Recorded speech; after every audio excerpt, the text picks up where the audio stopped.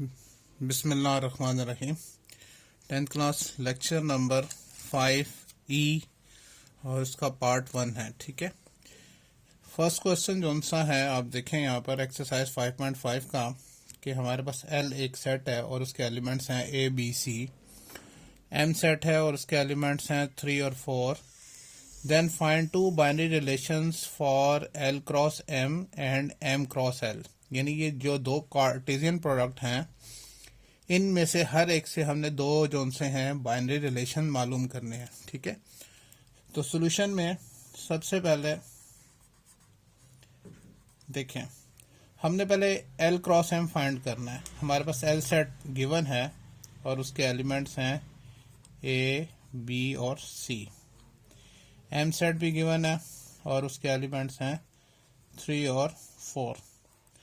हमने Cartesian product find करना है L क्रॉस M, ये हमने फाइंड करना है। तो फिर L cross M is equals to, पहले L का सेट आएगा और उसके एलिमेंट्स हैं A, B और C क्रॉस M का सेट 3 और 4। अब हमने L क्रॉस M एक सेट फाइंड करना है, कार्टेशियन प्रोडक्ट फाइंड करना है जिसके एलिमेंट्स ऑर्डर्ड पेयर पर मुश्तमिल होंगे। यानी ये A इन दोनों के साथ मिलकर ऑर्डर्ड पेयर बनाएगा A3 A4, B इन दोनों के साथ ऑर्डर्ड पेयर बनाएगा B3 B4 और फिर C जो इन दोनों के साथ मिलकर ऑर्डर्ड पेयर बनाएगा C3 एंड C4। तो ये हमने एक कार्टेशियन प्रोडक्ट फाइंड कर लिया। अब हमने इनमें से दो बाइनरी रिलेशन फाइंड करने हैं। बाइनरी रिलेशन बेसिकली वो सबसेट होते हैं L क्रॉस M के, यानी इन्हीं में से कुछ चंद एलिमेंट्स लेकर आप बाइनरी रिलेशन बना सकते हैं। ये टोटल कितने एलिमेंट्स हैं? 1 2 3 4 5 6 एलिमेंट्स हैं। तो आपकी मर्जी है, चाहे सिंगल एलिमेंट का एक बाइनरी रिलेशन बना लें, 2 एलिमेंट्स का बना लें, 3 का, ये हम पे डिपेंड करता है। क्योंकि उसने गिवन आपको कहा यही है कि आपने 2 बाइनरी रिलेशंस बनाने हैं, तो हमने सिर्फ 2 बाइनरी रिलेशंस बनाने होंगे। तो हम लिखते हैं कि R1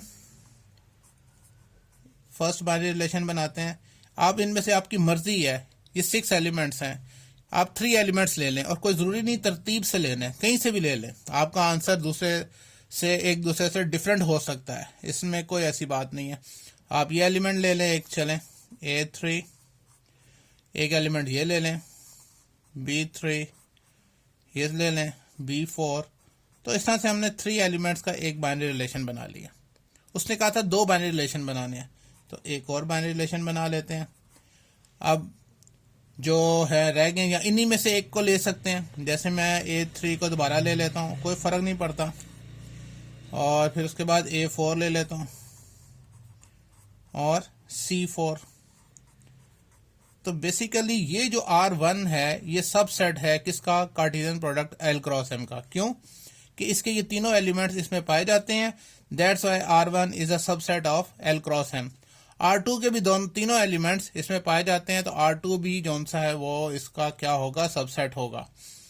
तो बेसिकली बाइनरी रिलेशंस क्या होते हैं? बाइनरी रिलेशंस बेसिकली कहलाते हैं these are the subsets of Cartesian product. Cartesian product के जितने पॉसिबल सबसेट्स होते हैं वो सब के सब बाइनरी रिलेशन कहलाते हैं। क्योंकि हमें सिर्फ 2 बनाने थे, वो हमारी मर्जी थी। हम 2 एलिमेंट्स लेके, 3 एलिमेंट्स लेके, 4 एलिमेंट्स लेके, 5 एलिमेंट्स लेके हम एक बाइनरी रिलेशन बना सकते हैं। ठीक है, अब हमने दूसरा फाइंड करते हैं M क्रॉस L।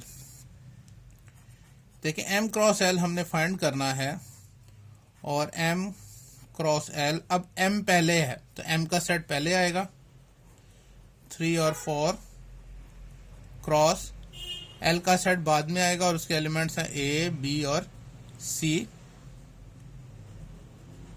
अब M क्रॉस L जो कार्टेशियन प्रोडक्ट बनेगा उसके एलिमेंट्स कैसे होंगे? ये 3 इन तीनों के साथ मिलकर ऑर्डर्ड पेयर बनाएगा 3A 3B 3C। फिर 4 इन तीनों के साथ मिलकर ऑर्डर्ड पेयर बनाएगा 4A 4B और 4C। ठीक है, अब हमने जो बाइनरी रिलेशन, इसके भी 2 बाइनरी रिलेशन मालूम करने हैं। यानी यहां से भी हमने बाइनरी रिलेशन लेने हैं। तो एक हम ले लेते हैं R1, तो हम इसका फर्स्ट 3 एलिमेंट्स का एक बना लेते हैं, 3A, 3B और 3C। एक और हमने बाइनरी रिलेशन बनाना था R2। अब लास्ट 3 एलिमेंट्स का बना लें। अब ये जरूरी नहीं 3, आप 2 एलिमेंट्स, मैं 2 का बना लेता हूं, यानी 4A और 4C का, इसका और इसका मिलाकर। तो ये हमने 2 जोन से हैं वो बाइनरी रिलेशन बना लिए। ठीक है, समझ में आ गई। इसके बाद देखें क्वेश्चन नंबर 2 हमने लिखा है और उसमें कहता है कि y एक सेट है और उसके एलिमेंट्स हैं -2, 1 और 2, और आपसे कहा यह जाता है then make 2 binary relations for y cross y, यानी y क्रॉस y आप कार्टेशियन प्रोडक्ट पहले फाइंड करें और उसमें फिर 2 बाइनरी रिलेशंस हमने बताने हैं। और उसके साथ एक और चीज उसने ये फाइंड करने को कहा है कि also find there domain and range, हमने इसके डोमेन भी फाइंड करनी है और रेंज भी फाइंड करनी है। ठीक है, सोल्यूशन में हमारे पास y एक सेट गिवन है और उसके एलिमेंट्स हैं -2, 1 और 2। ठीक है, हमने पहले कार्टेशियन प्रोडक्ट फाइंड करना है y cross y, y cross y ये हमने फाइंड करना है। तो लिखेंगे y cross y is equals to, पहले y का सेट -2, 1 और 2 क्रॉस अगेन y का सेट लिखेंगे -2, 1 और 2। ठीक है, अब y क्रॉस y जो सा है हम एक सेट बनाएंगे जिनमें तमाम ऑर्डर्ड पेयर्स होंगे। -2 इन तीनों के साथ मिलकर ऑर्डर्ड पेयर बनाएगा, यानी -2, -2, -2, 1, -2 और 2। फिर 1 इन तीनों के साथ मिलकर ऑर्डर्ड पेयर बनाएगा, 1, -2, 1, 1, 1, 2। अब 2 इन तीनों के साथ मिलकर ऑर्डर्ड पेयर बनाएगा, 2, -2, 2, 1 और 2, 2। ये हमने कार्टेशियन प्रोडक्ट फाइंड कर लिया। अब ये कहता है कि मेक 2 बाइनरी रिलेशंस, हमने 2 बाइनरी रिलेशंस मालूम करने हैं। ठीक है, हम फर्स्ट बाइनरी रिलेशन फाइंड करते हैं R1। ठीक है, अब इसमें से आप कोई भी एलिमेंट्स ले लें, पहला, दूसरा, तीसरा, और ये क्योंकि हमने 2 बाइनरी रिलेशन बनाने, हम 4 एलिमेंट्स का बना लेते हैं, -2, -2, -2, 1, -2, 2 और 1, -2। ये हमने बाइनरी रिलेशन बना लिया। अच्छा, एक और इंटरेस्टिंग बात यह है कि कहता है find there domain and range, हमने इसका डोमेन भी बताना है और रेंज भी मालूम करनी है। तो डोमेन क्या होगी, डोमेन ऑफ R1, डोमेन कहते हैं कि जो ऑर्डर्ड पेयर बने हैं इसमें जो पहला पहला एलिमेंट है वह डोमेन कहलाता है। ये जो -2, -2, -2, 1, तो हम लिखेंगे -2 और 1 जौन सा है वो इसकी क्या है, वो डोमेन है। तो रेंज क्या होगी, रेंज ऑफ R1, कि ये जो हमने R1 जो बाइनरी रिलेशन बनाया है इसमें जो ऑर्डर्ड पेयर हैं उनके जो सेकंड एलिमेंट्स होंगे वो रेंज कहलाते हैं। जैसे -2, 1, 2, -2, तो ये आ जाएगा -2, 1 और 2।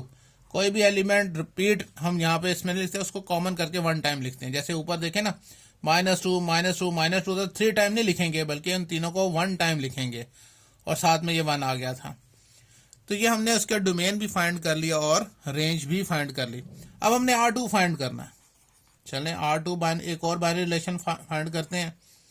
हम इस तरह करते हैं कि लास्ट 3 वाले ले लेते हैं। चलें, इससे डिफरेंट थोड़ा सा हो जाएगा, 2, -2, 2, 1, 2, 2। ये हमने एक बाइनरी रिलेशन मालूम कर लिया। अब इसका डोमेन और रेंज बताना है। डोमेन और रेंज हमेशा उस रिलेशन का हमने बताना होता है। तो यहां पे लिखते हैं डोमेन ऑफ R2 जी। 3 ऑर्डर्ड पेयर हमने यहां लिए हैं और इनमें जब पहला पहला एलिमेंट होगा वो डोमेन होगा, तो 2, 2, 2, 2 इसका डोमेन होगी। तो रेंज क्या हो जाएगी, रेंज ऑफ R2 वो क्या होगा, सेकंड एलिमेंट -2, 1 और 2, तो -2, 1 और 2, ये इसकी रेंज आ जाएगी। ठीक है, समझ में आ गई। इसके बाद जो सा है क्वेश्चन नंबर 4 देखते हैं। इसके बाद देखिए क्वेश्चन नंबर 4 कहते हैं if set M has 5 elements then find the number of binary relations in M। लेकिन अब हमसे ये क्वेश्चन किया कि कितने पॉसिबल बाइनरी रिलेशंस बन सकते हैं, और याद रहे बाइनरी रिलेशंस हमेशा कार्टेशियन प्रोडक्ट के बनते हैं, और एक सेट उसने M बता दिया है। यहाँ पे मैं आपको समझाता हूँ सॉल्यूशन में। देखें, एक सेट है M और उसके एलिमेंट्स, नंबर ऑफ एलिमेंट्स हम यहाँ पे बताते हैं कि number of elements in M। M के अंदर नंबर ऑफ एलिमेंट्स कितने हैं? 5 एलिमेंट्स हैं। अब हमें पता नहीं कि वो कौन कौन से एलिमेंट्स हैं। अब इनके कार्टेशियन प्रोडक्ट में देखें, अब number of element in Cartesian product पहले तो हम ये बता देते हैं कि number of elements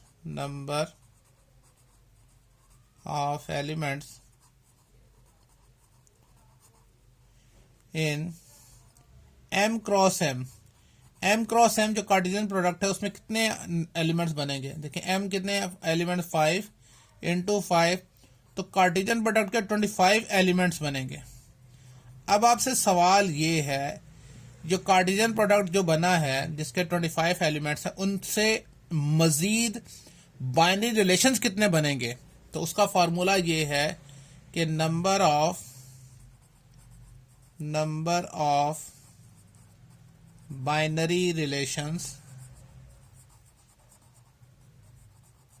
in M cross M is equal to 2 raise to power M के कितने एलिमेंट्स हैं? 5 मल्टीप्लाई इसके एलिमेंट्स कितने हैं? 5, यानी वो होंगे 2 raise to power 25 elements, sorry binary relations, elements नहीं बल्कि बाइनरी रिलेशंस। इतने बाइनरी रिलेशंस बनेंगे, याद रहेंगे। अब 2 को 25 टाइम लिख के मल्टीप्लाई करें तो जितने भी आएगा उतने पॉसिबल हैं उनके बाइनरी रिलेशन बनने के, जिस कार्टेशियन प्रोडक्ट के कितने एलिमेंट्स हैं? 25 एलिमेंट्स हों।